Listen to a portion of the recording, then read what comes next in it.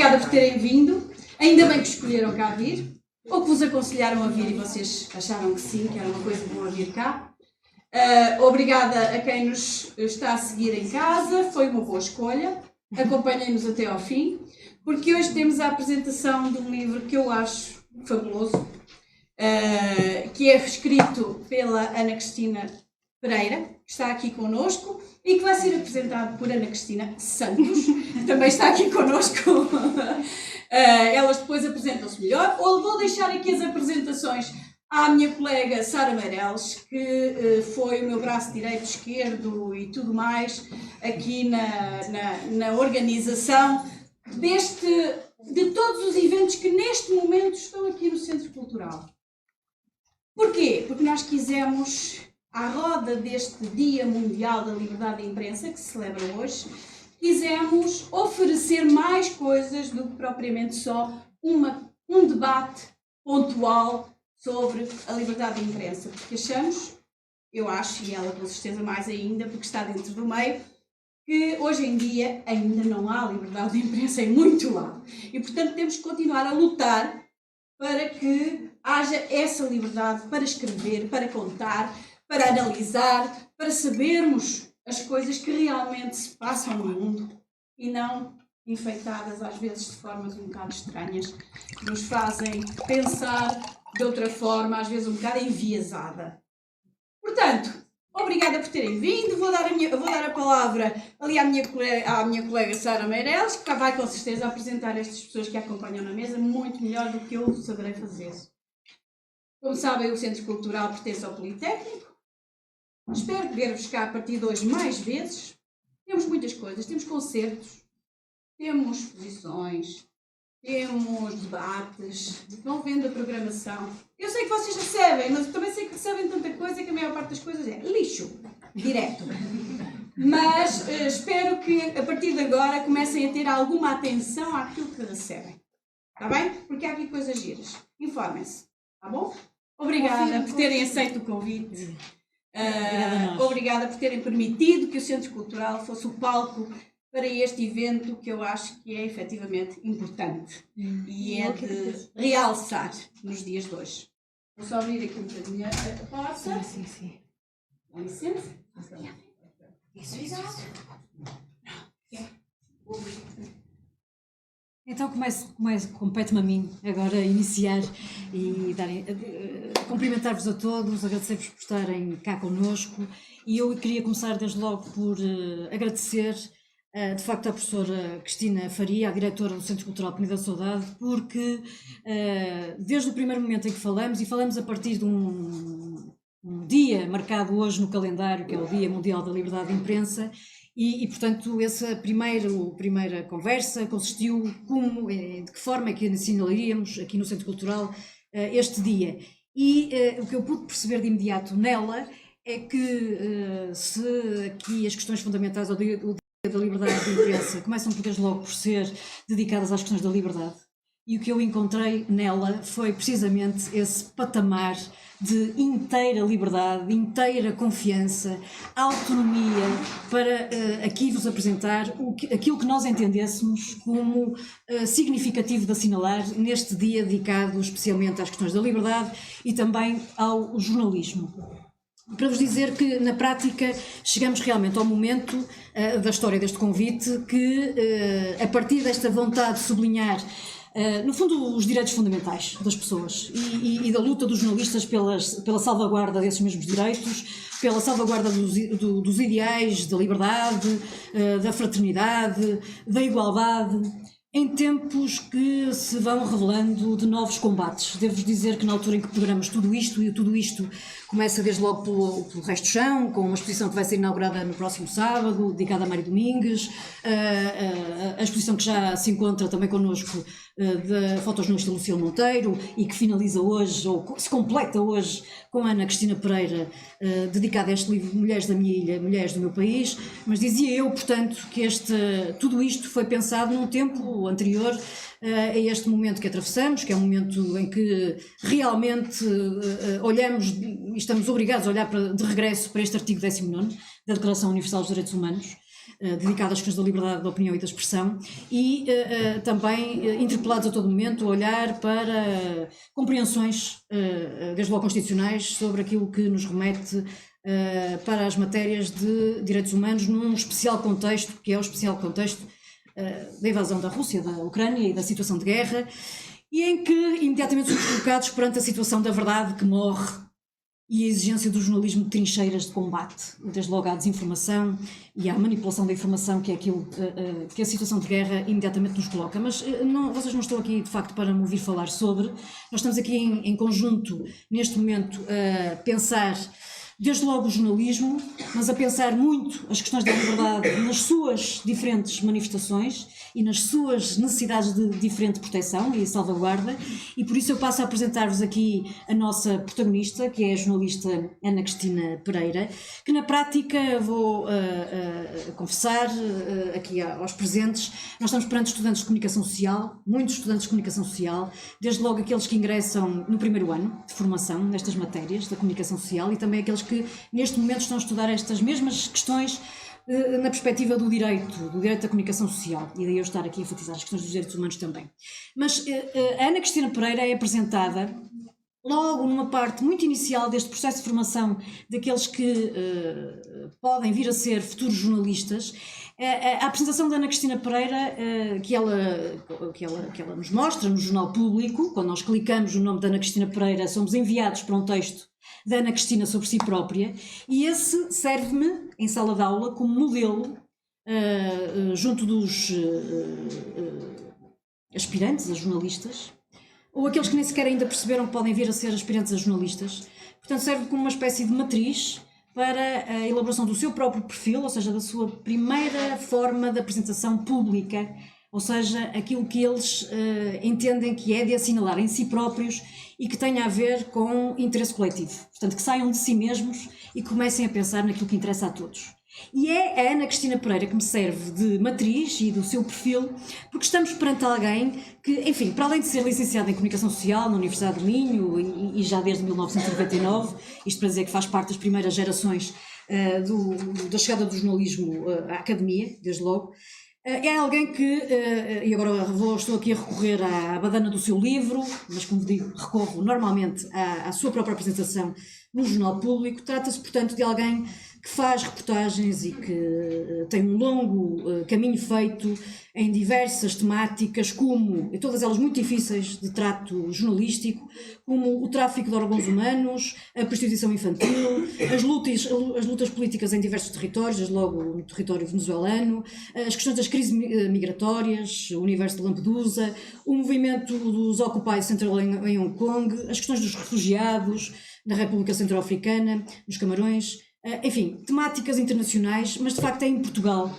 que a Ana Cristina Pereira costuma trabalhar e costuma exercer o jornalismo cotidianamente. Portanto, estamos a falar de uma jornalista integrada numa redação para o jornalismo do cotidiano, que presta também contas no que diz respeito ao serviço de agenda, não é? A Ana Cristina dedica-se, sobretudo, a direitos humanos e a exclusão social. É autora de diversos livros, o Meninos de Ninguém, desde logo, Viagens Brancas, Movimento Perpétuo, e é coautora também de outros tantos, quer dizer, estamos a falar de 3, não é? E é alguém que também se tem vindo a dedicar a um universo de questões que o teatro também permite trabalhar no âmbito destes temas, com ela encontramos, desde logo, o tal acesso à voz dos grupos mais silenciados de entre nós. Esse é o meu mote, desde logo que trabalho com estudantes recém-chegados a este universo de formação, para dar conta de que o jornalismo supre necessidades, desde logo, de trazer à luz do dia as vozes daqueles que menos acesso têm nos média a ter a sua voz ouvida. E há muito mais para falar sobre a Ana Cristina Pereira, teremos tempo para isso depois na discussão do livro, porque também se pretende que aqui seja um momento de troca, de diálogo sobre este universo do livro, que Ana Cristina Santos, socióloga e investigadora e dedicada às questões dos estudos do género e doutorada nessa matéria pela Universidade de Leeds, no Reino Unido, e é uma investigadora principal no Centro de Estudos Sociais da Universidade de Coimbra, é também diretora do Programa de Doutoramento de Direitos Humanos nas Sociedades Contemporâneas, e é coordenadora de toda uma linha temática dedicada às questões da democracia, da justiça e dos direitos humanos. Tem publicado de uma forma extensa e tem também liderado uma série de projetos de investigação sobre temas de LGBTQI+, boa, género, corpo, cidadania íntima e direitos humanos. Tem uma série de estudos e no momento financiamento atribuído pela European Research Council, do Conselho Europeu de Investigação, que já teve antes, entre 2014 e 2019, e que agora lhe permite prosseguir num novo projeto de investigação. Ou seja, atualmente lidera 2 novos projetos de investigação financiados pela Comissão Europeia e também pela FCT, que estão centrados nas experiências, desde logo, por exemplo, dos idosos LGBT+. Quando falamos da socióloga Ana Cristina Santos, estamos a falar também de alguém que já foi vice-presidente da European Sociological Association Sexuality, acho que é assim que é a designação. Também já enquanto vice-presidente do Conselho Científico do SES, presidente da Comissão de Ética do SES, enfim, acabou até em 2001 por ser eleita como parte do Comitê Executivo da Associação Europeia de Sociologia. Isto é para vos dizer que há muito para saber sobre Ana Cristina Santos, e há muito para descobrir nas suas publicações, que são inúmeras e muito significativas para todo um movimento, desde logo de compreensão, de necessidade de compreensão do que é que estamos a falar quando falamos, desde logo, das mulheres e da sua condição e nas suas diversas modalidades de existência. E, portanto, eu passo a palavra a Ana Cristina Santos, que tem esta incumbência de nos apresentar mulheres da minha vida, mulheres do meu país. Mulheres da minha ilha. Mulheres da minha ilha. Também da vida, pode ser, da nossa vida. Talvez porque o título nos remete para a Ilha da Madeira, de que ambas são naturais. Já, spoilers. E não é inédito. Várias vezes isso acontece. As pessoas dizem mulheres da minha vida. Mas no meu caso, isto talvez seja um lapso de língua, porque tem a ver com, no meu caso, não ter nenhum contacto prévio, direto com a Ilha da Madeira, que ainda não conheço. Essa é uma das grandes mais-valias também deste livro, é que nos impele de imediato à necessidade de lá estarmos, de lá irmos, de conhecermos outra Madeira para além daquela que nos é, enfim, do conhecimento público via circuitos turísticos, a que estamos habituados a olhar para ela, portanto já muito para além disso. E sobre as mulheres do meu país, estamos, portanto, desde logo entre mulheres, mas num público diversificado. E portanto, vamos ouvir a Ana Cristina Santos, a quem passa a palavra. Pronto, muito boa tarde a todas as pessoas. Fico muito contente de ter uma sala tão cheia para ouvir falar de um livro que é extraordinário e que diz respeito a todas as pessoas. Portanto, desenganem-se se acham que isto diz apenas respeito a mulheres ou que diz apenas respeito a pessoas que têm ligação à Ilha da Madeira. Não é disso que se trata e, portanto, espero que depois desta minha apresentação se sintam convidadas e convidados a ler o livro, a conhecer mais acerca das histórias de vida que aqui estão, porque de facto são fascinantes e têm muita ligação com a experiência de todas as pessoas de uma maneira ou de outra. Vou recorrer aqui à minha cábula. Queria começar por agradecer o convite e de facto estou mesmo feliz por ter esta responsabilidade e também estou emocionada com ela. Admiro o trabalho da Ana Cristina Pereira há muito tempo, não nos conhecíamos pessoalmente e portanto este livro foi um pretexto também para este encontro. E este é um livro que desde logo vem de um lugar de grande humildade, mas também de grande arrojo, de grande audácia. É um livro com muitíssimas camadas, que tanto pode ser devorado como saboreado lentamente. Eu confesso-vos, eu li-o de um trago e quero voltar a ele, tenho a certeza que vou voltar, vocês se calhar não repararam, mas eu já tenho aqui os meus post-its nas coisinhas que me interessam mesmo muito. Tenho a certeza que vou voltar a ele noutros momentos da minha vida. É um objeto que tem esse potencial. É também um incrível objeto de comunicação. E queria realçar isto também atendendo ao público que está aqui nesta sala. Cada uma destas histórias é já um poema, um podcast, uma série documental, um documentário, uma coleção de banda desenhada. Poderia ser muitas coisas. É um livro que, no fundo, é um ponto de partida. É também uma excepcional ferramenta pedagógica. Se uma imagem dizem que vale mais do que 1000 palavras, uma história de vida vale por 1000 enciclopédias. E aqui, neste livro, aprendemos com história, com H grande, mas também com histórias, com as histórias de vida, das pessoas comuns. Bom, aquilo que eu vos trago hoje é, como tudo, construído a partir do meu lugar, é um conhecimento situado. E, portanto, vão perdoar-me a lente através da qual eu vou apresentar o livro, que é uma lente, a minha, através da qual eu vejo o mundo. E, desde logo, uma lente profissional, que fala de um lugar profissional, de quem vem da sociologia e dos estudos de género, da militância feminista, da investigação LGBTQI+, da metodologia narrativa biográfica, mas também um lugar pessoal. E já lá vamos, apesar aqui de um grande spoiler da nossa querida Sara. Bom, eu vou começar por falar do livro desde o lugar profissional. A partir da minha experiência na sociologia, eu quero realçar no livro a excepcional preocupação com o enquadramento socio-histórico dos factos, dos eventos que vão sendo narrados. Este livro lembra-nos que a memória é um processo individual, mas que faz parte de uma memória coletiva. Ou seja, a nossa história individual, a vossa história individual, não é só a vossa história, faz parte de um todo e ajuda a contar o tempo em que nós vivemos. E com este livro nós aprendemos isso. Há aqui um olhar de hoje, não é? Que foi feito agora, em 2021, 2022, um olhar de hoje para o passado, mas sem qualquer anacronismo, ou seja, situando esse passado no tempo em que ele aconteceu, mas também sem abdicar de uma apreciação crítica que está ancorada no conhecimento que entretanto foi produzido. Ou seja, não se trata de elogiar o passado, ai, tão lindo que não, era tão bonito, as mulheres não podiam estudar, mas faziam bordados muito lindos, não é disso que se trata. Portanto, não abdica de uma apreciação crítica, mas enquadra no seu tempo. É um livro extremamente cuidadoso, com atenção ao detalhe, à estrutura, mas também à conjuntura. O que se passava à época em que nasceu aquela entrevistada? Quais os condicionamentos económicos, políticos, culturais? E, mediante esses condicionamentos, quais os caminhos possíveis naquela circunstância específica?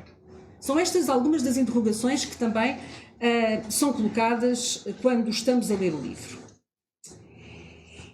Então, há também aqui, para além da memória, a lente da insularidade. Nós aqui no livro vemos narrativas de pobreza, de angústia, de subserviência, de violência, mas também, o contraponto disto, de alguma forma, narrativas de alegria, de força, de sonho, de determinação. Ainda dentro deste universo da insularidade, também temos algumas passagens que nos remetem para a ideia de tesouro, de encantamento, de luta contra o esquecimento, de luta contra a perda. O mar que, ao mesmo tempo que isola, também permite comunicar. E essa ideia de híbrido. Mas também, contraponto a isto, a ideia de que, de alguma forma, a ilha não basta, que é necessário sair para encontrar formas de ali regressar, de uma maneira ou de outra. E aqui não posso deixar de fazer uma ponte com a tese de doutoramento da Joana Brilhante, que está aqui entre nós, e que analisa justamente a centralidade da insularidade nos percursos de vida de pessoas LGBTQI+, nos Açores, no arquipélago também muito, muito próximo destas realidades. Bom, então, falava-vos a partir do meu lugar na sociologia. Agora falo-vos a partir do meu lugar nos estudos de género. No livro encontramos histórias sobre questões fundamentais dos direitos das mulheres e do percurso na luta pela igualdade de oportunidades. Questões como o gap salarial. Traduzindo isto, significa salário igual para trabalho igual. E as pessoas não serem discriminadas em termos salariais apenas pelo género em que se encaixam. Portanto, falamos aqui de gap salarial, falamos da divisão sexual de trabalho, falamos de outro grande tema que é o da maternidade compulsória, ou seja, esta ideia de que as pessoas serem realizadas, sobretudo são mulheres, têm que ser mães. Okay? Falamos disso, mas também de resistência, de autodeterminação, de irmandade ou sisterhood.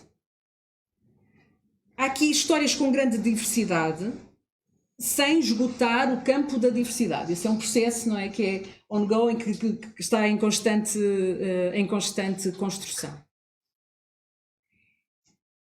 Também, quem tem um interesse metodológico nas narrativas biográficas, nas histórias de vida, este livro permite combater aquilo que muitos autores e autoras têm identificado como um déficit na literatura científica, que é, sobretudo desde o lugar dos movimentos sociais, há uma grande ausência das chamadas narrativas de influência. Ou seja, as pessoas têm muitas vezes dificuldade, as pessoas que falam a partir dos lugares dos movimentos sociais, da luta contra a discriminação, em perceber o impacto da sua ação na transformação social.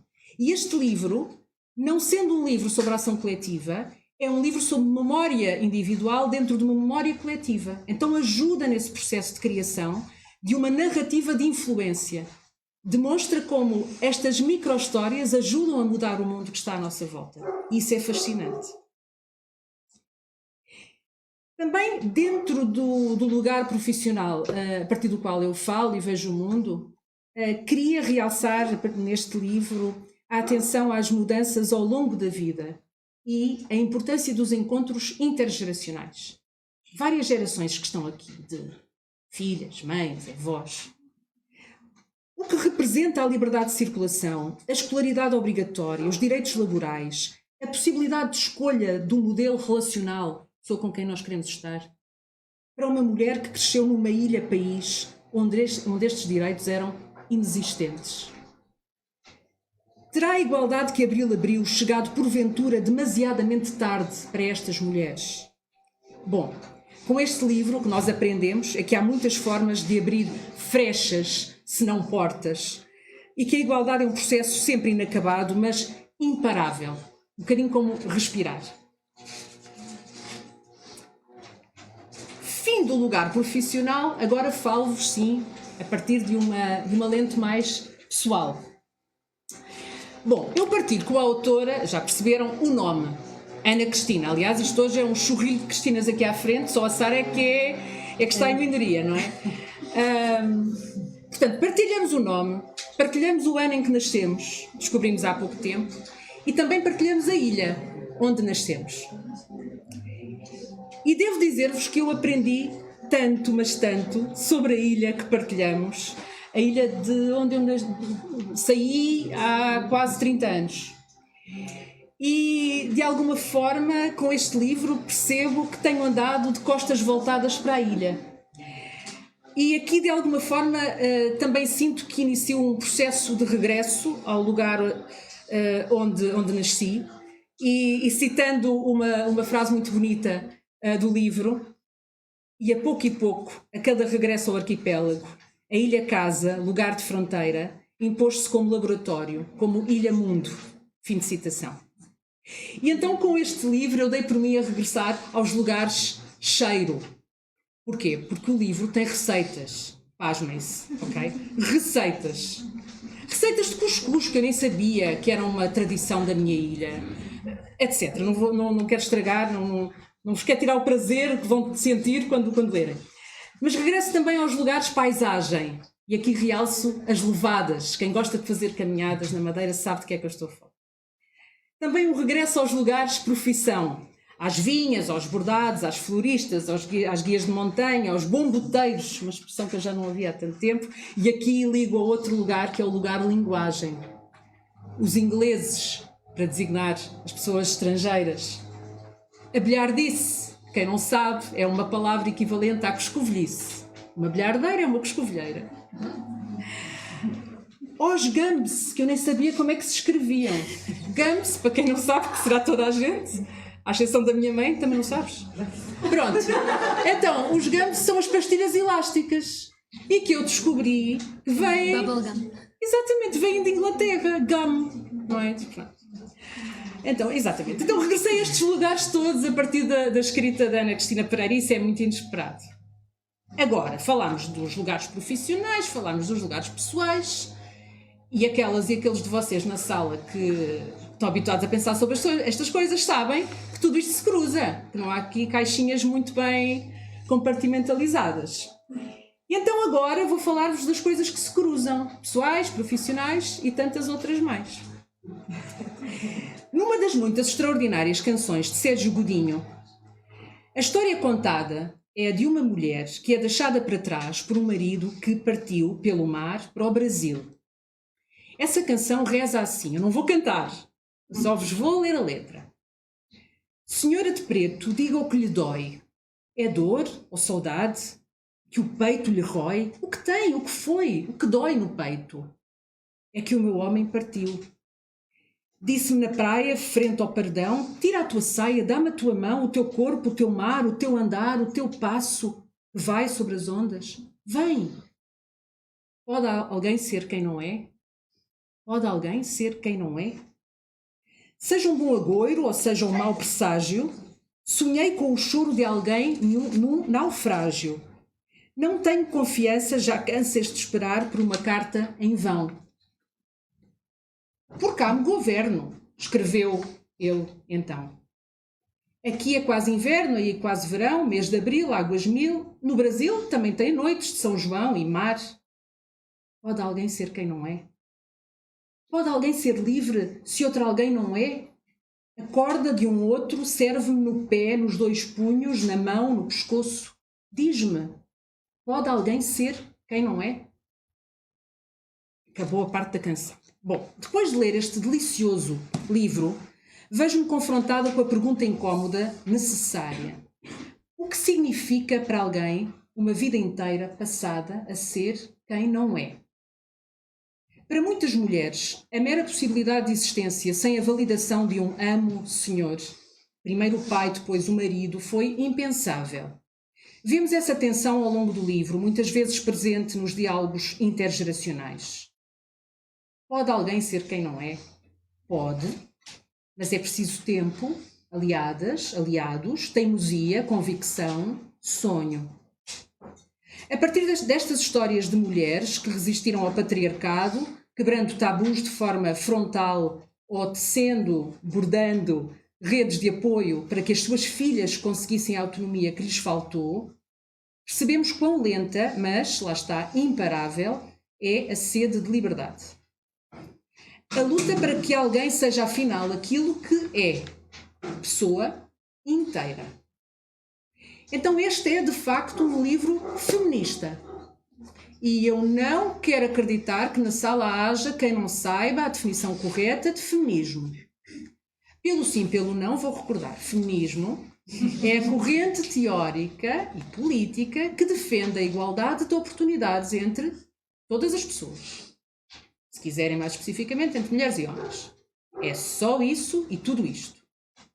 Então este é um livro feminista, não só porque valoriza a experiência de vida das mulheres, mas sobretudo porque denuncia as abissais diferenças que separam as oportunidades dadas a homens e a mulheres ao longo da vida, identificando os custos dessa assimetria.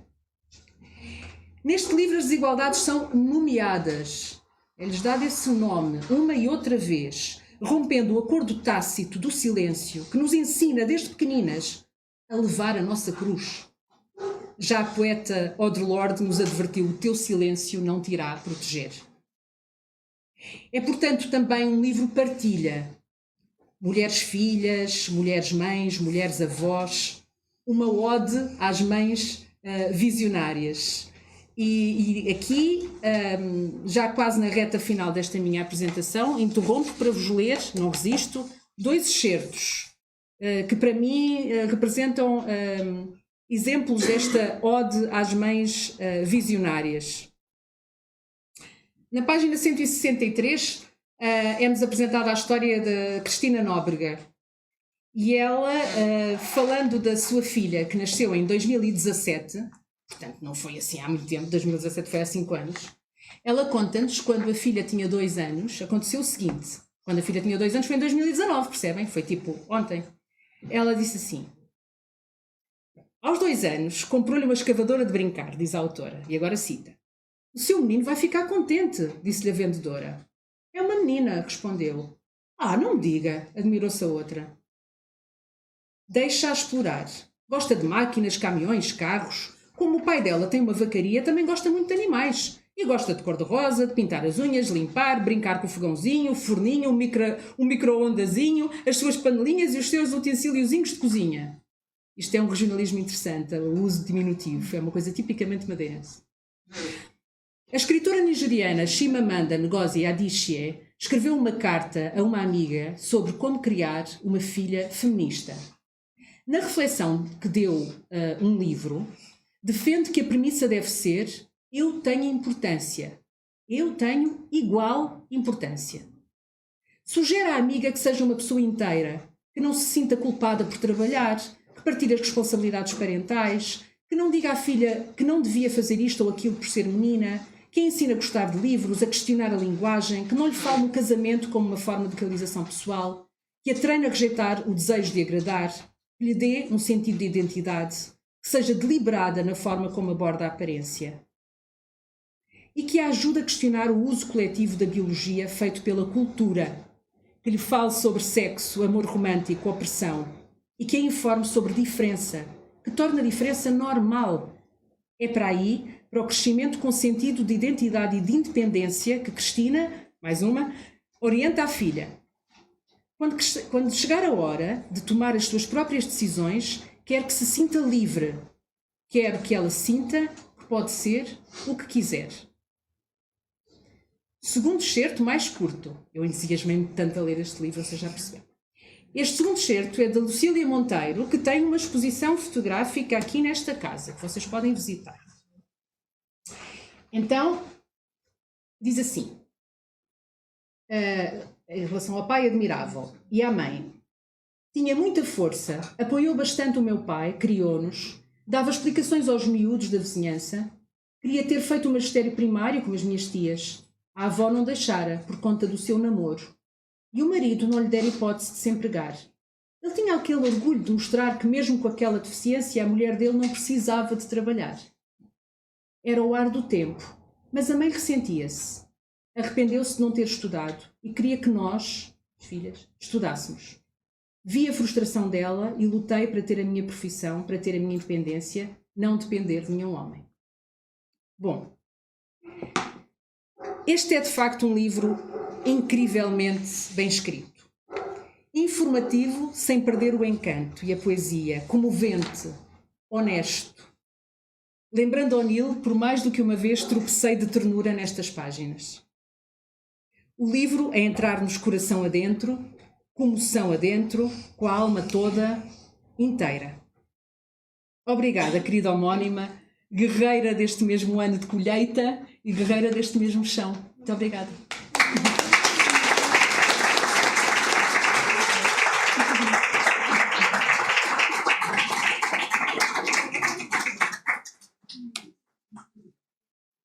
Então, Ana Cristina, agora és tu. Uau! Brilhante apresentação. Depois disto, vai ser difícil dizer qualquer coisa de jeito. Tendo em conta que temos aqui tantos estudantes de comunicação, eu gostava de lembrar que seguir esta área, que agora para tantas raparigas é uma coisa óbvia, quando eu decidi fazê-lo não era. Ou seja, eu cresci numa zona rural, na Madeira, para lá das montanhas, da grande montanha central, rodeada de montanhas por todo lado, exceto uma pequena abertura para o mar. E ali achava-se que eu nasci em 75, como aqui a Cristina, a Sara nasceu um bocadinho antes, estamos aqui a todas já filhas de quase da democracia, mas naquela altura, final dos anos 80, início dos anos 90, quando eu comecei a dizer que queria ser jornalista, isso foi muito mal aceite pelo meu pai. Porquê? Porque naquela altura ainda era esperado que as mulheres vivessem muito, ainda hoje é assim, não é? Mas menos condicionadas pela ideia de que todas as mulheres tinham de casar e ter filhos. Então, na cabeça do meu pai, o que tinha sentido era que eu fosse professora primária, porque achava ele que uma professora primária tinha um trabalho das 9 às 5 e tinha 3 meses de férias. E portanto, achava eu que era um trabalho bastante compatível com as responsabilidades parentais. Eu queria ser jornalista e para ele isso era uma coisa estranhíssima, porque as jornalistas saíam à noite, as jornalistas falavam com homens, as jornalistas falavam com um e com o outro. E as jornalistas podiam estar semanas fora em reportagem e tudo isso lhe fazia, e ainda faz, na boa, alguma confusão. E quando eu entrei numa redação para trabalhar, em 99, já havia muitas mulheres na redação do Público no Porto. Mas todos, aquele momento awkward, nunca me acontece a mim, mas podemos ver isto está a acontecer. Bem, escândalo. O que aconteceu? Estou a pôr isto em modo boca, era o que eu devia ter feito. Tinha acontecido qualquer coisa que já tinhas que ir. Não. Quando entrei numa redação em 99, eu já havia muitas mulheres na redação, mas todos os lugares de desfia eram ocupados por homens, todos. Na redação de um jornal moderno e novo como o Público, não havia nenhuma mulher editora na redação do Porto, nenhuma mulher editora-chefe e muito menos mulheres na direção do jornal. E lembro-me que a primeira editora mulher que eu tive, que hoje até ocupa um lugar relevante no mundo jornalístico, digamos, a primeira editora mulher que eu tive que se sentava ao pé de mim, todos os dias, perto da hora de jantar, recebia um telefonema da filha a perguntar: mãe, estou à tua espera para jantar, a que horas é que chegas? E muitas vezes vinham-lhe as lágrimas aos olhos. E eu já tinha tido muitos editores homens e nunca tinha visto isto acontecer, esta pressão social para que a mulher seja profissional e ao mesmo tempo mantenha os papéis tradicionais de esposa e mãe num plano que não é ainda, infelizmente, equitativo. As mulheres ainda desempenham o grosso dessas tarefas. Ela ficava tristíssima e acabou por se demitir. Depois tive uma outra chefe que era solteira e não tinha este drama, mas quando voltei a ter uma editora mulher, anos mais tarde, voltei a sentir a mesma coisa. Isto já foi muito mais recentemente, em que ela tinha duas crianças pequenas e o marido tinha de assumir mais responsabilidade parental, tinha de ir buscar as crianças à escola e de lhes dar o jantar, e outra vez o mesmo ar pesado, as mesmas idas à casa de banho para chorar, o mesmo sentimento de culpa que eu nunca tinha visto em nenhum editor homem. Eu estou a contar isto porque já vi vários debates sobre o que é ser jornalista mulher, e já vi várias colegas minhas, mulheres, dizerem que nunca sentiram nenhum tipo de diferença por serem mulheres. E eu não sei se elas são muito distraídas, porque a vida não se resume, ou o mundo não se resume à nossa própria experiência. Se eu pensar na minha própria experiência, o meu marido é mais feminista do que se calhar qualquer pessoa que está aqui dentro. E eu nunca senti esse tipo de pressão, mas o facto de eu não sentir não quer dizer que ela não exista e que não esteja muito viva. Uma das outras questões muito interessantes no jornalismo em termos de género é a falta de transparência salarial. Nós vimos que há homens que não são tão reconhecidos, cujo trabalho não é tão reconhecido quanto o de algumas mulheres, que não fazem tantas primeiras páginas, não fazem tantas aberturas de secção, não têm tantos convites para ir a universidades, não são entendidas como pessoas de referência na área, mas ganham mais do que mulheres que têm de facto esse reconhecimento exterior, e é uma luta que está para travar a transparência salarial nas redações. Ali a Rosa Monteiro tentou mudar isso e outros políticos têm tentado criar mais transparência salarial. A Lusa já deu alguns passos, mas as redações dos jornais, que eu saiba, até agora não o fizeram.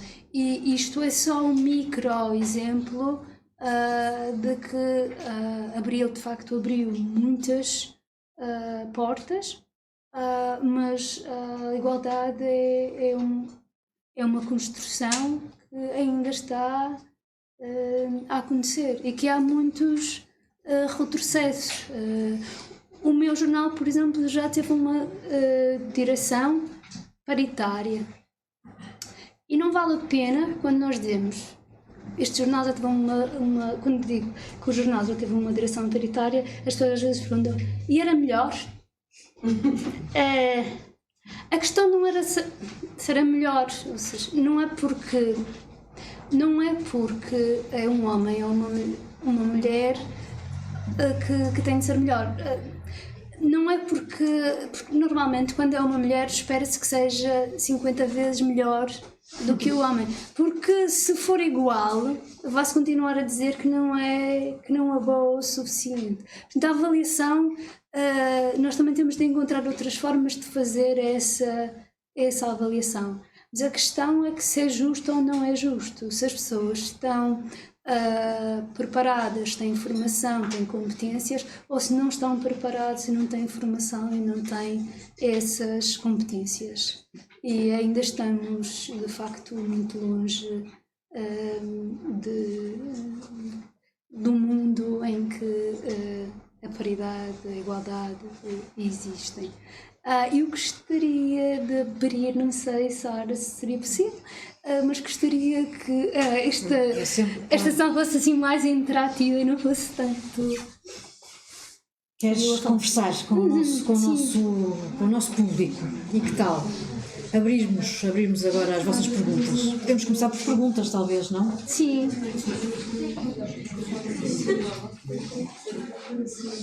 Aqui os estudantes do primeiro ano tinham exatamente esse desafio, não é? Primeira vez que se vêem num lugar onde estão a olhar para ele e a pensar, mas como é que eu trataria isto que está aqui a acontecer jornalisticamente, não é? Que perguntas colocaria? Não sei se trouxeram alguma com ela. Cada vez, porque senão é uma barulheira para quem está a ouvir de casa que não se percebe ninguém. Então vamos lá à primeira pergunta, que é sempre a mais difícil É sempre difícil começar com as perguntas. Então, está aí alguém?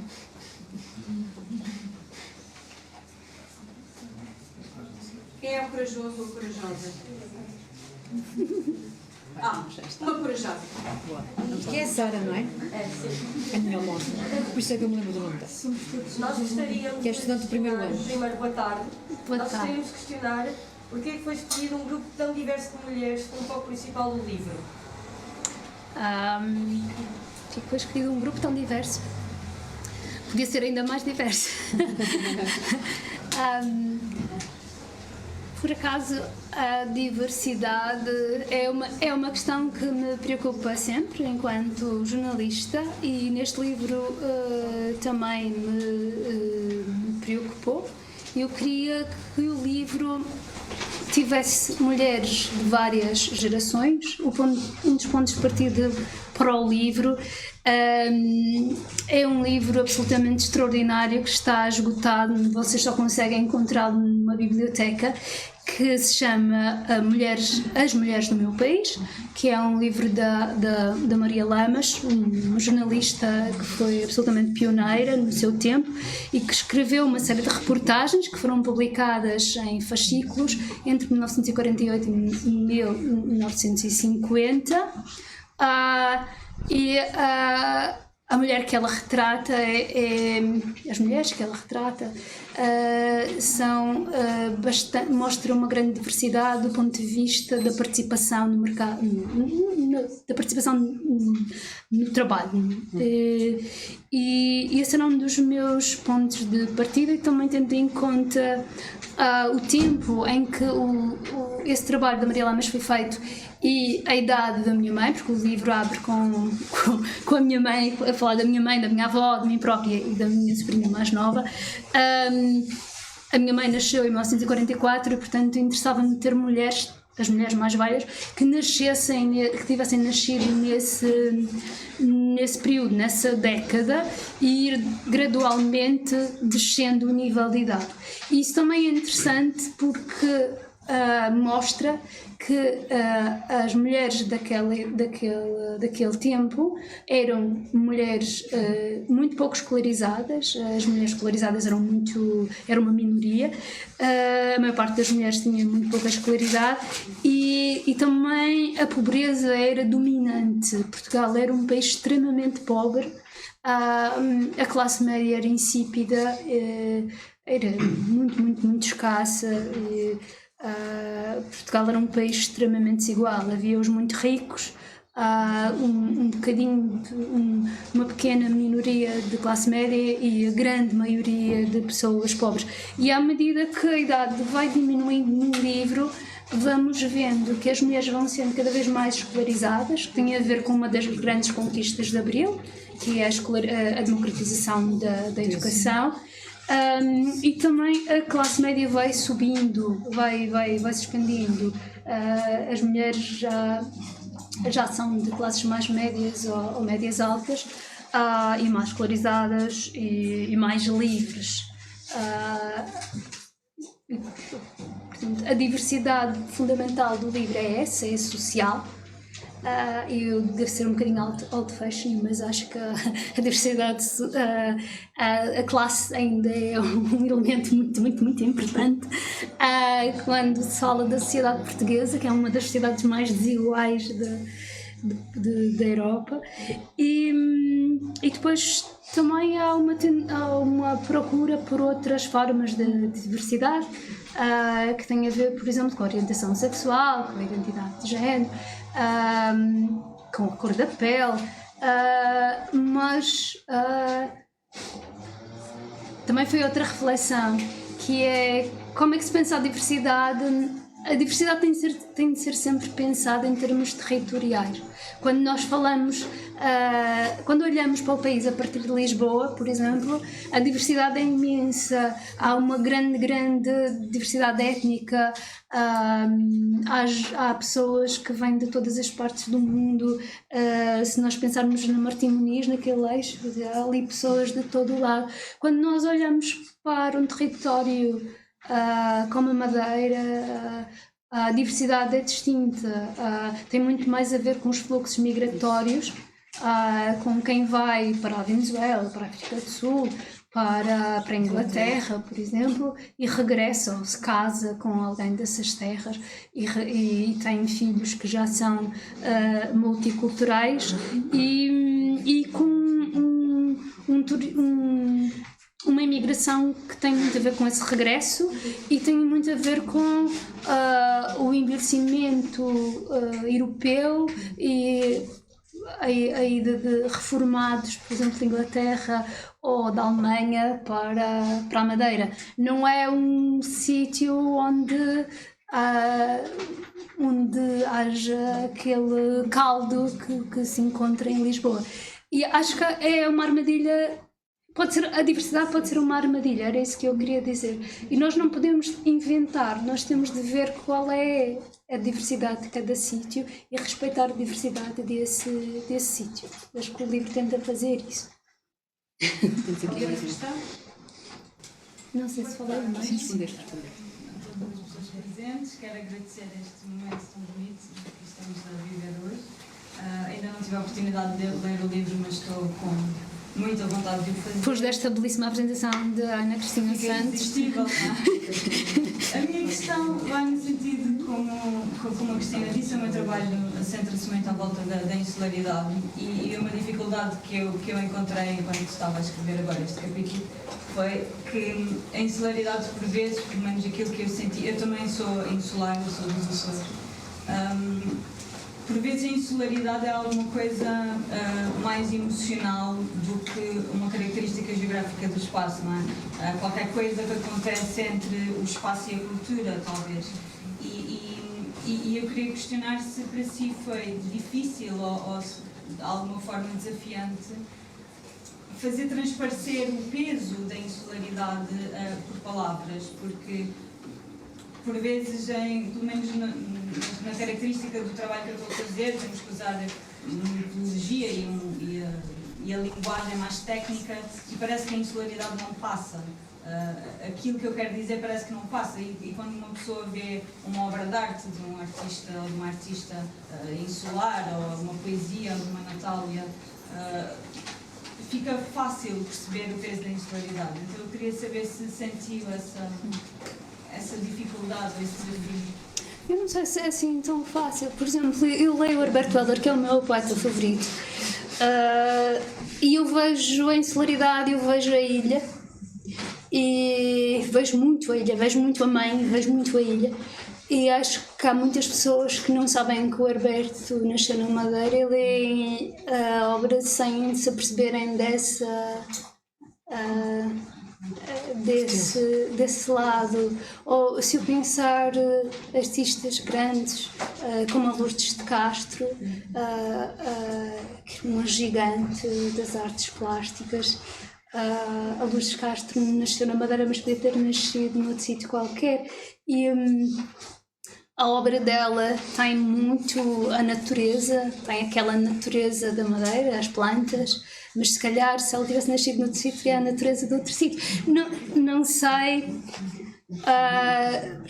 não sei, a ilha influencia, porque o contexto influencia sempre, mas também tem a ver com a forma com o que nós somos e o que é que nós bebemos, o que é que nós bebemos disso.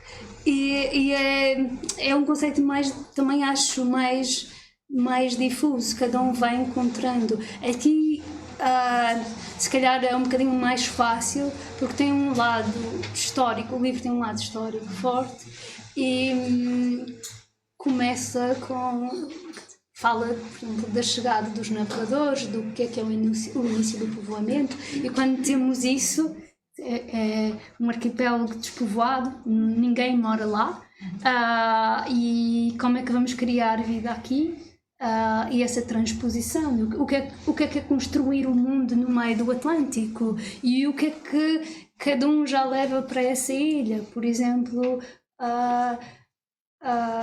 coisas. A Ana Cristina estava há bocado a falar dos cuscuz, que não sabia que era uma tradição madeirense, mas no início do povoamento havia muita escravatura magrebina e os magrebinos foram levados para a Madeira, mas também foram trazidos para muitas partes de Portugal continental, e o cuscuz era uma coisa que se fazia também em Portugal continental e desapareceu praticamente Portugal continental. Há uma partezinha entre os montes onde essa tradição se mantém, que é uma tradição que nós não sabemos bem se veio diretamente dos magrebinos ou através dos minhotos. Porque os dois povoaram a ilha inicialmente, uns enquanto pessoas livres, outros enquanto pessoas escravizadas, e que se manteve na Madeira porque a Madeira era um sítio ao mesmo tempo aberto e fechado, muito aberto ao mundo, porque aquele porto era importantíssimo, mas ao mesmo tempo muito fechado, porque tem aquelas montanhas incríveis e as pessoas viviam lá no meio das montanhas, longe de tudo, e preservavam modos de falar e gastronomias que foram desaparecendo de outros sítios. Agora, para mim, a insularidade também tem muito a ver com esta interrogação sobre o horizonte, este o olhar permanente para o que está para lá.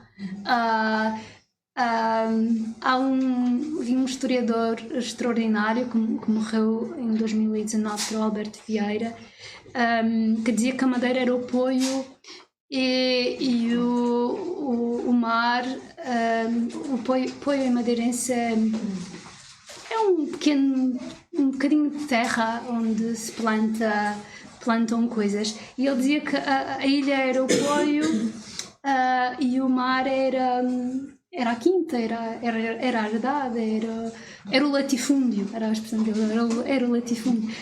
Quem queria fugir à miséria, quem queria fugir àquela opressão social, ia-se embora, olhava para o mar e apanhava um barco primeiro, ou depois, mais tarde, um avião. E acho que essa coisa de estar na ilha desperta muito essa curiosidade. Eu queria me ir embora o mais depressa possível, confesso. E acho que este livro é um bocado, a Cristina há bocado disse algo bastante curioso. Este livro é... Nós temos de sair o Saramago diz que nós temos de sair da ilha para ver a ilha, não é? E acho que é esse processo. Enquanto a pessoa está ali, é adolescente e é curiosa e quer ver o mundo, quer andar, quer ler, quer descobrir, quer viajar, quer se ir embora. E depois de fazer algum caminho, pode iniciar esse movimento de regresso e tentar perceber-se de outra forma. E perceber-se é também perceber a ilha. Perceber as nossas raízes, no caso são a ilha, no caso de outras pessoas será outros sítios, mas este caminho de regresso para percebermos também o país que nós temos, mas também a pessoa que nós somos, é muito interessante, pelo menos para mim. Também desculpa, Ana Cristina, é que eu queria dizer o seguinte, falou há bocadinho que a ilha não tinha ninguém. Quando chegaram lá. E que depois houve a escravatura, e isso é bem certo, nós temos uma estrada e uma rua, Caminho dos Pretos e a Rua das Pretas, que eram nomes que já deviam ter sido abolidos, acho que sim, deviam ter, mas sim. É a prova de que realmente... Sim, há muitos sítios, isso é, aliás, eu lancei esse repto, o livro eu lancei especificamente esse repto à Universidade da Madeira para ver se eles fazem um roteiro, porque é uma realidade a qual não se faz, não se fala. Diz-se que foi muito difícil. A Madeira tem uma orografia incrível, aquilo, montanhas por todo o lado. Como é que se constrói aqueles sulcalcos? Como é que se constrói aquelas levadas? É uma coisa da qual as pessoas da Madeira têm muito orgulho. Aliás, as levadas são agora candidatas a Património da Humanidade. Só que aquelas coisas, quer aqueles sulcalcos todos, que põem, desculpem, os calcos de Douro no bolso, quer aquelas levadas, aquela obra extraordinária, aquilo é construído com mão de obra livre, mas também com mão de obra escrava. E essa mão de obra escravizada não é honrada. Nunca se fala dessas pessoas. É como se elas não tivessem existido, como se elas não tivessem feito parte. Mas quando se olha para a toponímia da ilha, há vários lugares que têm esses nomes de que estava a falar. Aliás, eu falo disso aqui, estava agora aqui a ver onde é que está, que é no capítulo da Mariana Camacho. Aqui está. A toponímia guarda vestígios desse passado. Cova do Negro, Covas do Negro, Cova da Negra, Fonte do Poço do Negro, Quebras do Negro, Ilhéu do Negro, Furna do Negro, Serras do Negro.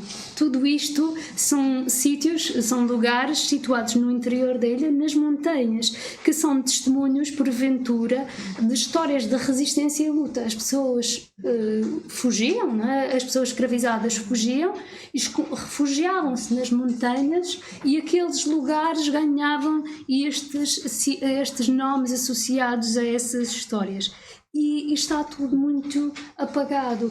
O Alberto Vieira faz um trabalho extraordinário que foi muito inovador na altura sobre a escravatura na Madeira, que depois é esquecido, porque é uma coisa sobre a qual o arquipélago, a região autónoma, não gosta de falar. Não, aliás, Portugal continental também não gosta de falar desse passado, não é um exclusivo da região autónoma, porque a identidade insular é muito construída da mesma forma que a identidade nacional. Há, a ideia de ilha-paraíso, ilha-jardim, há esta exaltação do trabalho através da construção das levadas e dos poios, e há a exaltação desse passado entendido como glorioso, que tem a ver com a participação das próprias pessoas que povoaram a Madeira na defesa dos territórios, das praças em África, e também na construção das colónias. No Brasil, por exemplo, a construção, toda a cultura da cana-de-açúcar é experimentada primeiro na Madeira e depois levada para o Brasil. E ainda há esse discurso da glorificação desse tempo, há toda uma reflexão que ainda não foi feita lá, como não foi feita cá, e estamos no início desse processo. A Irene Lucília fala disso, fala um bocadinho disso. A Irene Lucília, poeta e escritora. Sim. Madeirense, ela tem alguns um ou dois livros em que ela vai buscar a flora, mas quando nós chegamos à Madeira, já chegamos à Madeira? Quando nós chegamos à Madeira, não tenho saudades de chegar. O que vemos é um museu Cidade do Açúcar, que tem artefactos desse tempo e não tem nada sobre a escravatura. E depois temos um belíssimo Museu de Arte Sacra. Recomendo vivamente quem quer que vá à Madeira que vá ao Museu de Arte Sacra, porque é um museu pequenino com uma coleção belíssima. E não se diz que aquela coleção foi comprada com dinheiro da escravatura, naquela pintura flamenga, toda aquela, que não é normal uma ilha daquele tamanho ter uma coleção tão rica. E tem uma coleção tão rica porque houve muita riqueza produzida no ciclo do açúcar, que depois foi usada para construir a Sé, para encomendar obras de arte flamenga para as grandes famílias e para as igrejas. Falta fazer essa leitura, dizer, ok, temos estas obras maravilhosas aqui, porquê? Porque aconteceu isto, isto, isto e isto. Não estou aqui de forma nenhuma a defender que essas obras não devem ser mostradas, mas de facto temos de fazer uma leitura que ainda não está a ser feita. O seu livro vai despertar nos jovens atuais essa vontade de quem fez, quem construiu, porque é que não está aqui o nome? Muitas coisas bonitas. Quem foi? Sei lá, um carpinteiro para isso. Coisas belíssimas que eu não era capaz de fazer. Devia lá estar a assinatura de quem fez. Eu gostava que o livro, de alguma forma, despertasse, e temos aqui muitos jovens, despertasse a vontade de chegarmos a casa e de ouvirmos o que as nossas mães e as nossas avós têm para dizer. Lindo. porque ouvir essas histórias também nos ajuda a percebermos e a valorizarmos aquilo que somos. Percebermos, porque eu tenho visto, particularmente nos últimos tempos, muita desvalorização do que é o 25 de Abril e do que foram as conquistas da democracia. Nós corremos vários riscos grandes até de voltarmos atrás, e é importante ouvirmos o que é que os nossos pais e os nossos avós têm a dizer sobre o que é que foi, o que é que era a vida antes e o que tem sido esta transformação, para não perdermos aquilo que já temos e para continuarmos esse caminho em frente e não cairmos nestas tentações de recuar. Ias dizer alguma coisa? Não, porque eu acho que há ali uma pergunta, mas não há. Não, eu achava que sim. Não. Pronto. Não.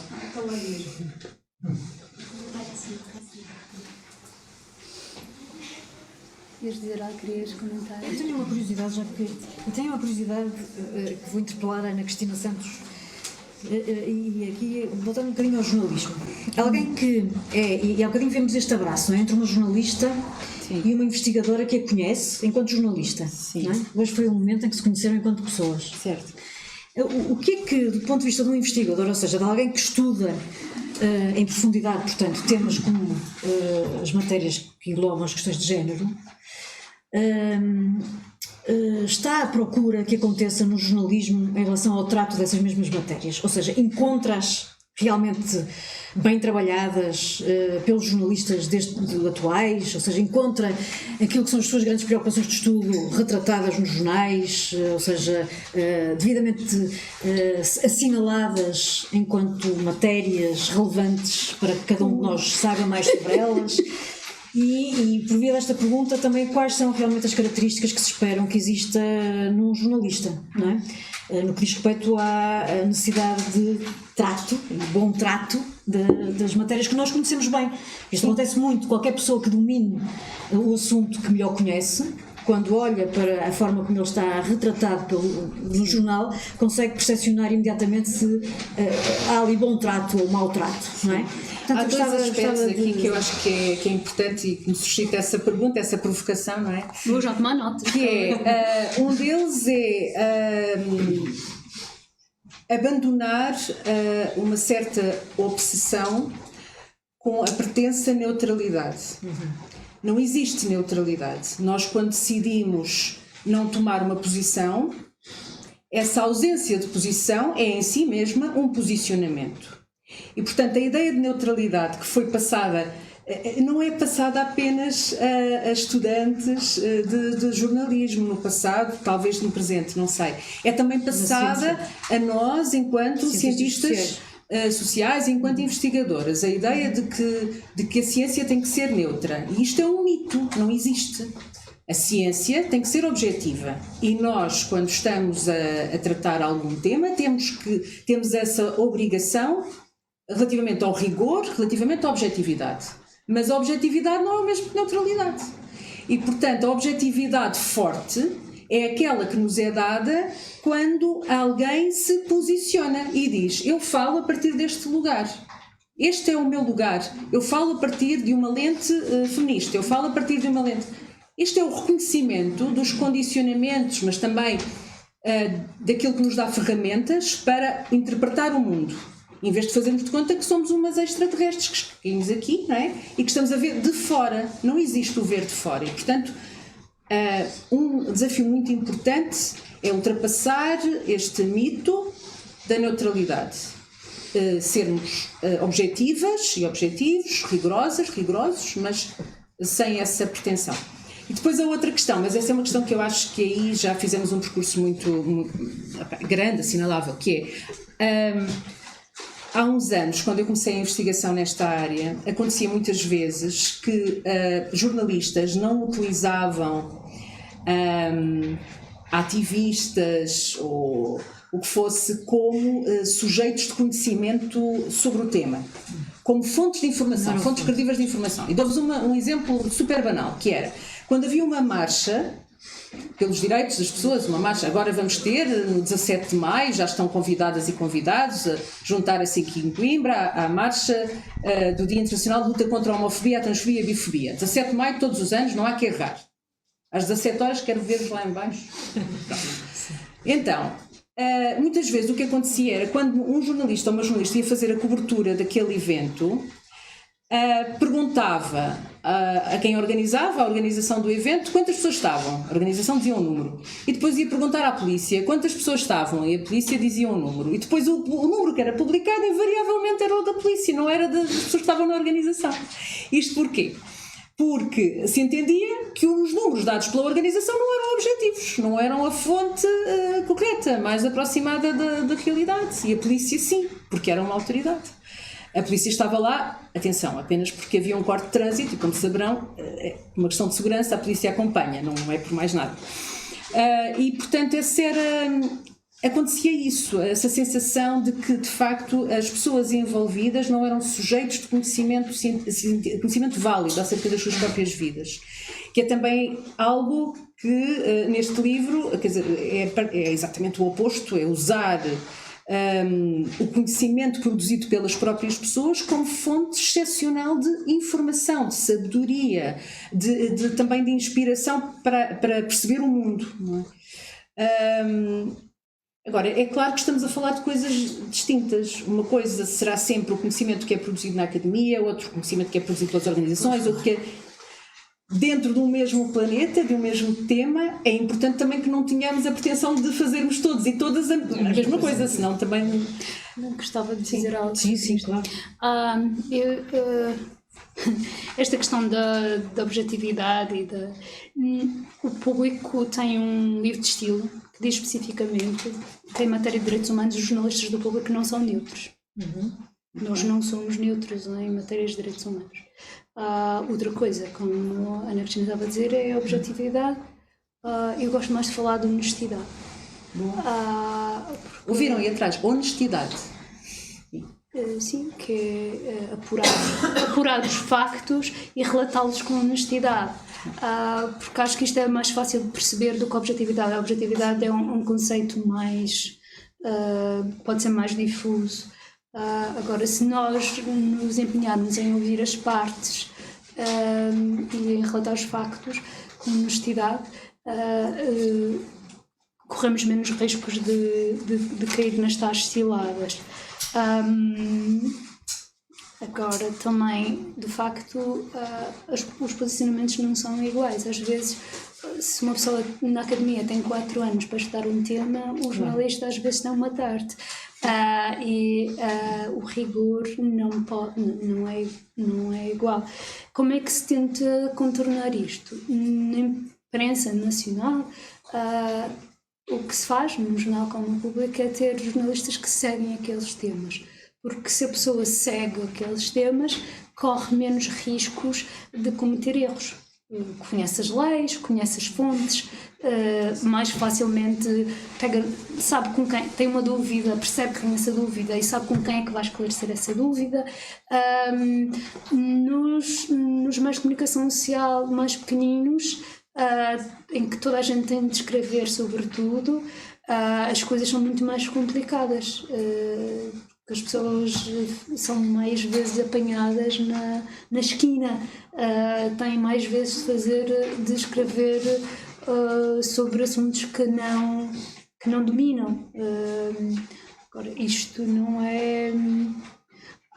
Acho que também há outra coisa que tenho visto nos ditos meios alternativos que me preocupa. Uma das regras de ouro do jornalismo é quando nós cometemos erros, nós temos de ter humildade quando vamos aos sítios e perceber que nós estamos sempre num processo de conhecimento. Nós temos de estar sempre numa posição de quem é curioso e de quem quer saber mais e com atenção, disponibilidade para ouvir o que os outros têm a dizer e interpretar isso e relatar isso. E se algo corre mal, um jornalista tem de ter disponibilidade para, o mais depressa possível, fazer uma correção. E às vezes as pessoas ficam enliadas em egos e têm pouca disponibilidade para ouvir e desde logo também têm depois pouca disponibilidade para corrigir. E isso é que também tem de mudar. Acho que era importante sensibilizar os alunos, as pessoas que querem ir para jornalismo, para estas duas coisas. Não só a curiosidade, a vontade de estudar, de aprender. Eu leio imensos livros da área da sociologia, da antropologia, da psicologia social. Ainda hoje estávamos a falar. Se nota neste livro, não é? A fortaleza nessas A Ana dimensões. Cristina estava a falar de um trabalho que fez sobre pessoas com deficiência. Eu nunca falei com ela sobre esse assunto, mas eu tenho esse livro e li esse livro. É um livro extraordinário e muito interessante. O jornalista também tem de ter disponibilidade para estar nesse processo de aprendizagem contínua. Não é vou à Escola Superior de Jornalismo, à Escola Superior de Educação, ou à Universidade de Coimbra, ou à Universidade do Minho e estudo X anos e estou. Um jornalista nunca para de se formar, nunca para, não pode. Se deixar de ler, se deixar de ouvir, morreu. Mais vale entregar a carteira profissional e ir dedicar-se à agricultura biológica ou outra coisa qualquer. Sim, claro. Há uma coisa uma questão que me coloco a mim própria várias vezes e que tem a ver exatamente com o exercício do jornalismo e a forma como se faz esse exercício. E às vezes eu dou comigo a pensar, eu não sou jornalista, nem sou dessa área, nem longe, não porque não respeito, eu respeito e gosto, mas porque a minha área é outra. Mas uma das questões que me coloco muitas vezes é porque é que este jornalista está a escolher estas palavras ou está a escolher estas imagens para me dar esta informação. É porque ele pensa que eu vou sentir mais empatia assim? É porque ele pensa que eu vou ver mais, vou estar mais tempo à frente do ecrã?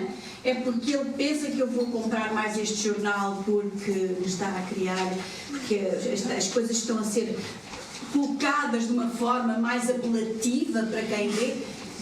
Isso é honesto? Pergunto eu. Estavam a falar de honestidade e de objetividade. A mim o que me preocupa muitas vezes é a forma, são as palavras que são escolhidas, são as imagens que são escolhidas, é o caminho que o jornalista nos faz percorrer a nós que estamos a ouvir a informação. E a questão que eu coloco é, eu sei que há guerra de audiências, eu sei que há guerra pela venda da imprensa escrita, eu sei isso tudo, mas até que ponto é que isso vai condicionar o próprio trabalho do jornalista? Este livro passa uma mensagem central, na minha opinião, que é: não há uma mulher portuguesa. Também não há um jornalismo português. Há muitos jornalismos. O jornalismo do Correio da Manhã não é igual ao jornalismo do Povo. Eu já nem estava a falar do Correio da Manhã. Não vejo, não leio, normalmente não é uma das minhas leituras preferidas. Mas cada órgão de comunicação social tem uma linha, não é? Tem uma linha editorial, tem uma lógica específica. Há as lógicas gerais que têm a ver com os valores de notícia, que são aprendidos nas aulas de jornalismo. E depois cada órgão de comunicação social tem a sua própria linha. Eu, quando estou a escrever um texto, não estou a pensar se aquilo vai ter mais cliques ou menos cliques. Eu não trabalho num quiosque, não vendo jornais. A minha perspectiva não é essa. Agora, mas também não sente essa pressão? Não sinto. Das pessoas que estão aí depois, dos editores, Não sinto, mas também há uma coisa que é preciso dizer. Que nós, quando trabalhamos num jornal, eu não escrevo no umbigo. Eu não estou a escrever para dizer à minha mãe: vejam, saiu uma notícia que eu escrevi num jornal. Quer dizer, eu escrevo para informar a ideia ali é passar, é fazer com que a informação chegue ao leitor. E às vezes os títulos, eu sou péssima a fazer títulos e eu faço os títulos mais anódinos, mais e muitas vezes estou a falar com a minha editora a dizer, vê se me ajudas a fazer aqui um título com mais punch, porque eu sou muito eu não sou muito chamativa nos títulos. Agora, há colegas meus que têm. Nós não podemos viver no click. É isso, tem de haver aqui um certo equilíbrio. Não é o clickbait, não, para a imprensa de referência não tem interesse nenhum, mas também a pessoa não esteve ali a trabalhar às vezes semanas num artigo ou dias para dizer que está publicado e ninguém ler. Ou, tem de ter um título e tem de ter uma forma. Tem de estar bem escrito, isso já me preocupa, não é? Tem de estar bem escrito, a mensagem tem de passar bem, porque senão estamos todos a perder tempo e o direito de ver, de informar, não se pratica. O jornalismo tem esta duplicidade, o jornalista tem o dever de se informar bem e tem o dever de informar. Se não informa, não sei se respondi à sua pergunta, mas o que eu estou a tentar dizer é que vejo às vezes muitas críticas aos títulos que acho que muitas vezes nem passou pela cabeça do jornalista. Ele está simplesmente a tentar fazer uma coisa super difícil, que é por pouquíssimas palavras, ter uma ideia que seja rigorosa, que seja nova e que chame a atenção de quem lê. Isso para mim é muito importante, porque a maior parte dos jovens que aqui estão leem os títulos. Ou da idade deles, que eles talvez não, porque são de comunicação social e, portanto, estarão mais despertos para a leitura de tudo. Mas a maior parte das pessoas, hoje em dia, é o título que lê. É o clique. É a notícia ao minuto, é isso que é lido. E há muitas vezes o título não nos dá informação sobre o conteúdo importante da notícia. Ou seja, faz-nos extrapolar uma série de coisas que às vezes não têm nada a ver, mas que depois contribuem para que as pessoas formem determinadas imagens sobre determinados temas. E isso para mim é um perigo. Vou transformar estas dúvidas que a Cristina está aqui a apresentar-nos num desafio, que já faz parte do teu trabalho, neste tipo de temas, neste tipo de protagonistas, não é? Que há uns protagonistas para ti, que são a essência do teu trabalho enquanto jornalista. Nesta matéria da atratividade, deve-te preocupar certamente de como colocar a atenção de cada um de nós, por exemplo, num pobre.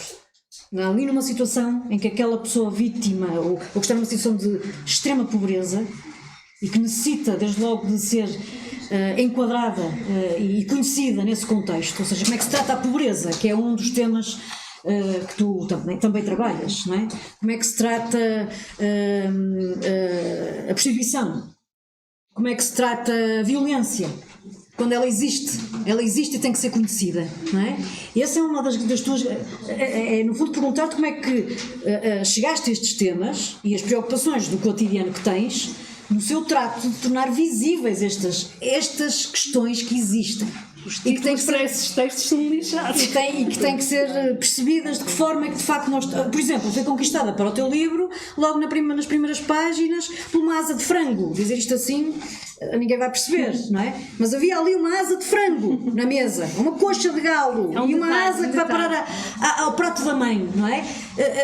Perceber como é que gerimos estas matérias do ponto de vista da palavra, da utilização de contar estas histórias. Ou seja, no fundo o que eu estou a pedir é, a Cristina estava a chamar a atenção para esta matéria que hoje a todos nos preocupa, que é num mundo de abundância de informação, como é que tornamos visível aquilo que realmente interessa conhecer. quais são as estratégias que se utilizam, quais são as estratégias que o jornalista utiliza, nomeadamente aquele que se dedica a este tipo de matérias, às questões do género, às questões das violências, que de facto existem e que as pessoas têm que saber e que têm que conhecer. Estou sempre num exemplo que é, de facto, quando a realidade é feia e dura, a nossa tendência é para virar a cara, não querer saber. E portanto o jornalista tem esta função de dizer assim, não se pode virar a cara. Nós vamos mostrar porquê. Bem, já há pessoas que viram o meu nome e viram a página do jornal. Exatamente. Podes-nos falar um bocadinho sobre isso? Podes-nos falar um bocadinho sobre isso? Também ao contrário. Mas e porquê é que tu achas que viram a cara? Quando tem Porque sabem que eu escrevo sobre determinados temas e vê o meu nome e já não querem ler. Nem sequer interessa, porque não querem ser confrontadas com, se estiverem numa fase pior, então, não querem ser confrontadas com desemprego, com pobreza, com exclusão, não querem ser confrontadas com desigualdade, não querem ser confrontadas com esses problemas. Mas isso é o tipo de leitor que se calhar vai parar a ler um texto sobre vinhos, sobre lifestyle. Sim, sobre os cremes para anti-envelhecimento, porque o leitor também é diverso. O leitor, quando pega num jornal, uns gostam de desporto, outros gostam de cultura, outros, cada um tem a sua sensibilidade e nem toda a gente tem disponibilidade mental para estar a ler sobre temas de exclusão social e direitos humanos. É um facto, não é a lei da vida. Como é que se torna atrativo isso? A minha preocupação é contar bem a história, ou seja, é ouvir todos os lados, é tentar perceber um enquadramento das questões, não ficar pela rama, pela superfície das coisas, sobretudo quando são histórias. Na reportagem é preciso ainda mais cuidado, porque a notícia é mais básica, né? Agora a reportagem, a grande reportagem são muito mais complexas e exigem muito mais cuidado no trato. A minha preocupação é sempre respeitar as pessoas que eu entrevisto, não me impor, sobretudo quando são pessoas em situação vulnerável. Por exemplo, entrevistar vítimas de abuso sexual é uma coisa muito complicada, vítimas de violência doméstica também é muito difícil. É preciso ter fundamentalmente respeito, dar tempo à pessoa, se ela começar a ficar muito perturbada, parar, não estar a bombardear com perguntas quando o que ela precisa é de se restabelecer, às vezes até interromper a conversa e voltar à conversa no outro dia. Respeitar o ritmo, isso também é muito importante com crianças, quando se faz entrevistas com crianças, respeitar o ritmo das crianças, que é uma coisa que se faz pouco em jornalismo, mas que acho que é muito importante, que é entrevistar crianças. Com os idosos, por exemplo, normalmente, sobretudo os que vivem sozinhos, precisam muito de falar, e é preciso ir com o tempo. Às vezes nós só queremos, fazer uma reportagem sobre uma coisa específica, como o encerramento dos centros de dia durante a pandemia. Só que é preciso, quando nós vamos lá, é preciso perceber que aquela velhinha ou aquele velhinho está ali fechado em casa há bastante tempo e então eu não posso ir lá fazer 2 perguntas e ir-me embora. Eu vou, tomo um chá, converso e posso estar lá 2 ou 3 horas. E às vezes, num tempo em que tudo acelerou muito, e também os editores querem que se faça tudo depressa, isto exige que o jornalista também precise de sensibilizar os seus editores, que às vezes estão sentados nas redações e que já não fazem trabalho de campo há muito tempo. É preciso sensibilizá-los para a necessidade de haver tempo.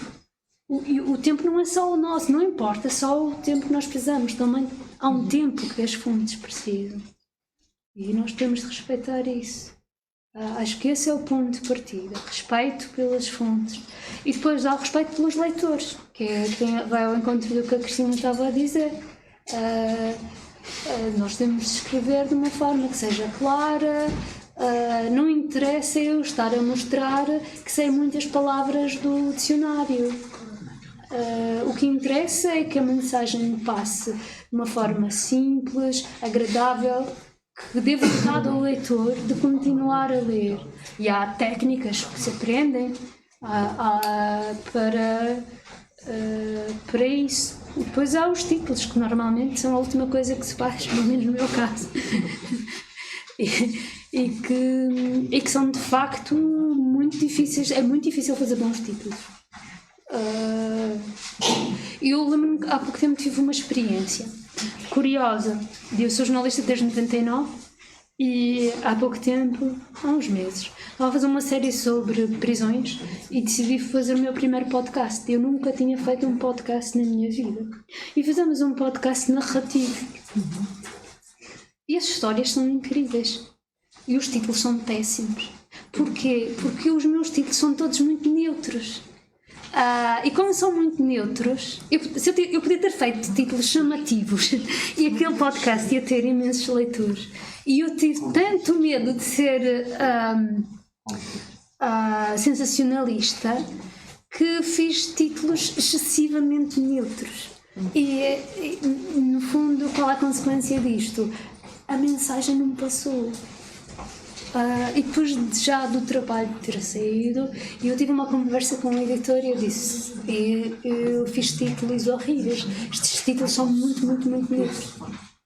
E mudei os títulos. Mas entretanto já não interessa, porque já não foram.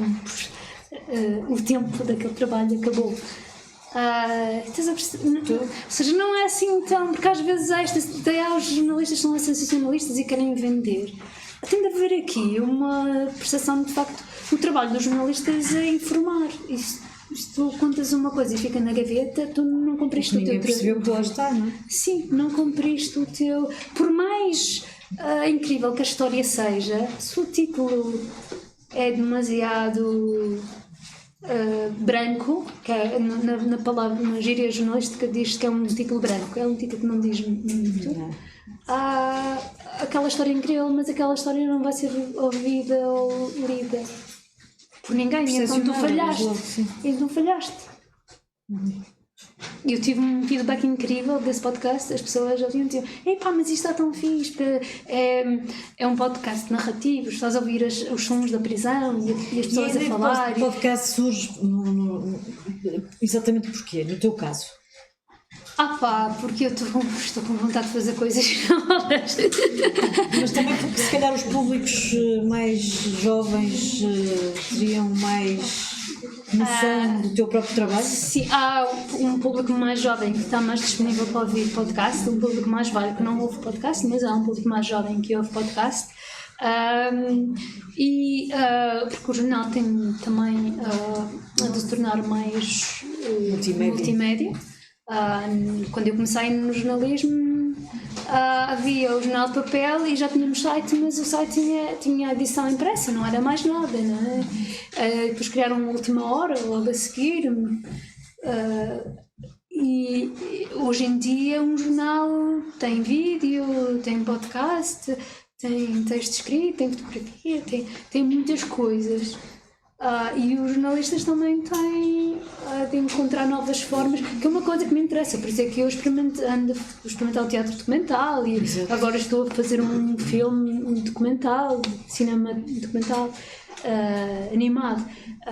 Também gosto de explorar essas novas formas. E o podcast é incrível, adorei a experiência e quero fazer mais. Agora quero fazer um com trabalhadoras do sexo, que é outra forma também de trazer esse universo, porque não é igual a uma notícia de rádio, porque a notícia de rádio é muito rápida. O podcast, tu estás ali, tens tempo para ouvir tens 10 minutos para ouvir uma pessoa e 10 minutos é muito tempo. E ouvimos a pessoa, realmente, a voz, não é? Sentindo-a mais próxima. Sim, e é diferente, estás a ler o texto e e estás a ouvir, sei lá, uma história que eu gosto imenso, que é a história do Ismael. O Ismael o Ismael, eu lembro-me dele e fico logo a sorrir, porque o Ismael é muito bem disposto. O Ismael era uma daquelas histórias horríveis, um miúdo que tinha um pai muito violento, a mãe fugiu à violência do pai e das suas crianças para trás, e o pai bate nas crianças e ele foge de casa quando tem 9 anos e portanto, cresce um bocado ao Deus dará e torna-se delinquente, e quando é preso o Ismael não sabia ler nem escrever, e eu recordo do Ismael com um sorriso. Porquê? Porque ele encontra na prisão, isto é uma coisa extraordinária, ele encontra na prisão um espaço onde, como escreveu Manuel António Pina, um dos meus grandes poetas de eleição, um sítio para pousar a cabeça. Ele aprende a ler e a escrever na prisão. Aquela diretora é extraordinária. As pessoas que estão dentro das prisões também podem fazer toda a diferença. Uma prisão pode ser uma coisa horrível e pode ser um sítio onde de facto as pessoas conseguem reabilitar. E neste caso estamos a falar de uma prisão minúscula, que é como todas deviam ser, em que os reclusos saem de manhã para trabalhar e voltam ao final do dia. Ele trabalha numa empresa de construção, ele nunca tinha tido um emprego assim certinho, trabalha numa empresa de construção e ao final do dia tem aulas. Ao fim de semana eles têm o clube do livro, têm yoga, relaxamento, e já consegue ler, escrever, ler as legendas dos filmes, que era um sonho que ele tinha. Ele queria muito ler as legendas dos filmes e aproveitou o dinheiro que ganhou tinha os dentes todos estragados por dentes novos, e agora está a tirar a carta de condução e portanto ele está a preparar uma vida para quando ele sair. E nós fizemos entrevista com ele nas obras e é de facto muito mais engraçado os sons das obras, quando ele está a falar e as máquinas, estamos ali com ele no meio daquela confusão toda, e depois falamos lá com o dono da empresa, que disse que quando ele sair da prisão pode continuar a trabalhar na empresa porque ele é um ótimo trabalhador.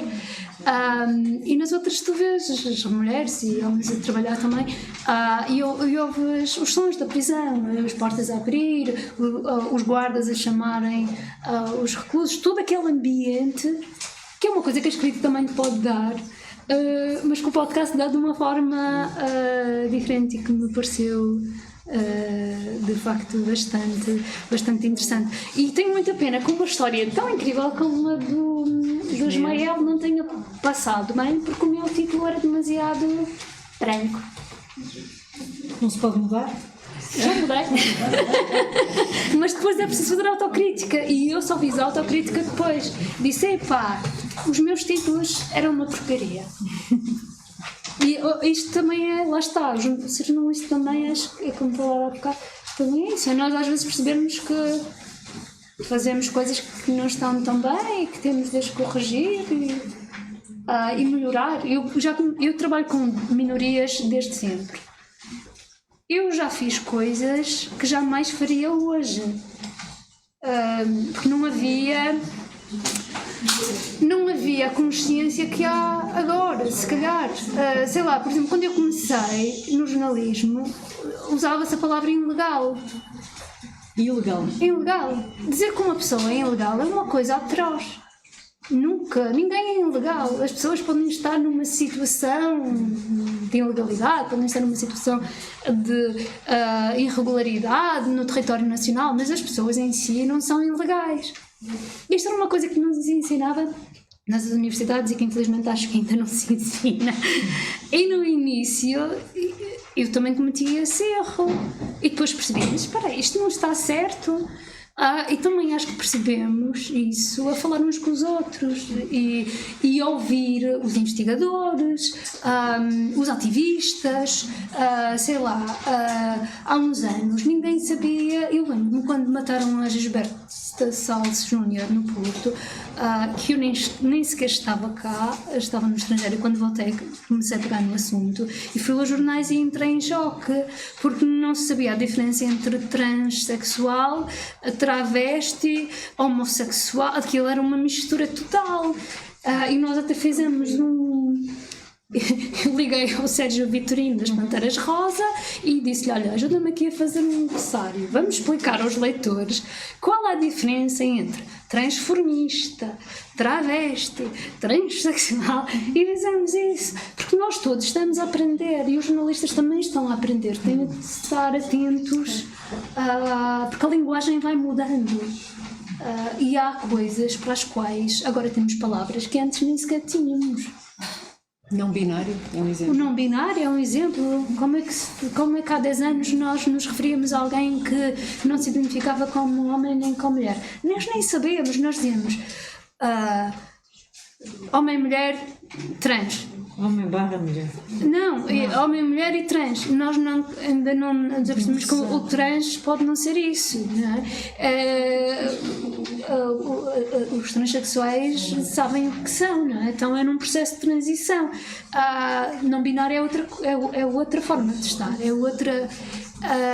E nós não tínhamos uma palavra para isso. E é importante também este diálogo entre os jornalistas, os ativistas e os académicos, para irmos melhorando e atualizando a nossa própria linguagem. Ana Cristina, acho que tenho que terminar. É mesmo por ter que terminar, porque já sabemos que teríamos aqui um universo de assuntos ainda para tratar, mas regressando ao livro, ele de facto é, como aqui se indica, um livro exposição, um livro viagem, um livro que é acima de tudo um testemunho e também um legado de Abril, é um testemunho de Abril, é o testemunho desse legado e portanto regressar a ele a todo momento faz parte das nossas próprias obrigações. Da nossa parte enquanto Centro Cultural e em nome da Direção do Centro Cultural, os meus maiores agradecimentos pela vossa disponibilidade para vir apresentar este livro aqui aos nossos estudantes e às pessoas de Coimbra e espero que voltem.